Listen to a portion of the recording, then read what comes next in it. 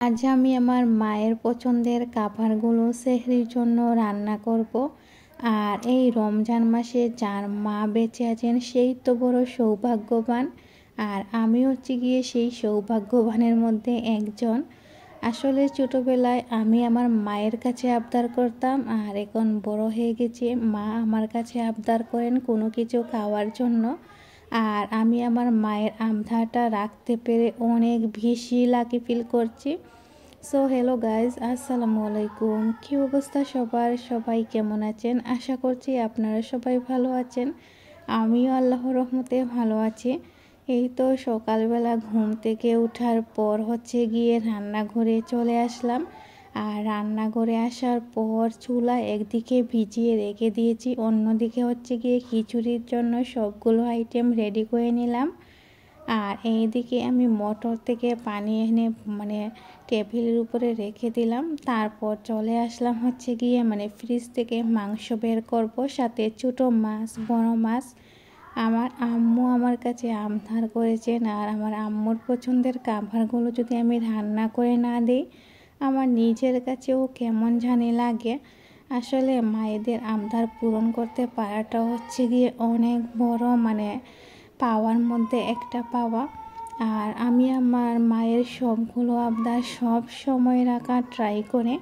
এই তো এখানে দেখেন রুই মাছ ভিজিয়ে রেখে দিলাম, আর রুই মাছ দিয়ে ফ্রাই করব। আর যেহেতু সেহরির টাইমে সবজি তরকারি খেতে একদম ভালো লাগে না, যার কারণে আমার আম্মু বললেন হচ্ছে গিয়ে এই রুই মাছের ফ্রাই খাবে না, সাথে হচ্ছে গিয়ে গরুর মাংস আলু দিয়ে রান্না করব।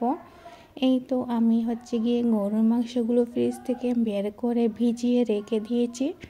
অন্যদিকে আমি ধুয়ে পরিষ্কার করে নিতেছিলাম আর কি। আর যখন এই গরুর মাংস কিনে আনা হলো, মামারা কিন্তু ওইগুলো সুন্দর করে ছোটো ছোটো সাইজ করে কেটে দিয়েছেন, যার কারণে ছোটো করার আর দরকার পড়লো না। যেহেতু আমরা সবাই বাসার ইফতার করে আর ভাত খাই না, তো আমরা কিন্তু সেহরির জন্য এই খাবারগুলো রান্না করে রেখে দিচ্ছে। তো গরুর মাংস তো অনেক বেশি ভালো লাগে এইভাবে রান্না করলে। আমি হাতে মেখে গরুর মাংস কিন্তু প্রায় সময় রান্না করি। হাতে মেখে গরুর মাংস রান্না করলে আলাদা একটা স্মেলও লাগে।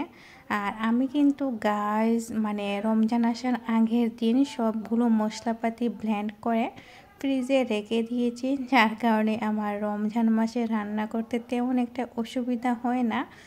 তো আমার হাতে মাখা হয়ে গেল গরুর মাংসগুলো। এখন কিন্তু জাস্ট আমি পেঁয়াজ বেরেস্তাগুলো দিয়ে দিব।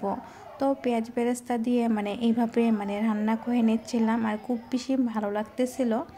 আমার আম্মু তো বলতেছিলেন ঝাল ঝাল করে খাবেন, আর গরুর মাংস নাকি ঝাল না হলে একদম খেতে ভালো লাগে না। তো আমি আমার আম্মুকে বললাম, আম্মু অনেক ঝাল দিয়ে আমি রান্না করতেছি। তারপরও আম্মু বললেন না, ঝালটা কম হয়ে গিয়েছেন। তারপর থেকে আমি আর একটু মরিচের গুঁড়া দিয়ে দিলাম। তো এখন কিন্তু আমি হচ্ছে গিয়ে জিরে গুঁড়াটাও দিয়ে দিব। সো এখন আমি রান্নাটাও বসিয়ে দিব। আমার ভিডিওটি কেমন হয়েছে অবশ্যই কিন্তু লাইক কমেন্ট শেয়ার দিয়ে জানাবেন। আর ভিডিওটি ভালো লাগলে অবশ্যই আমার চ্যানেলটা সাবস্ক্রাইব করে পাশে থাকবেন।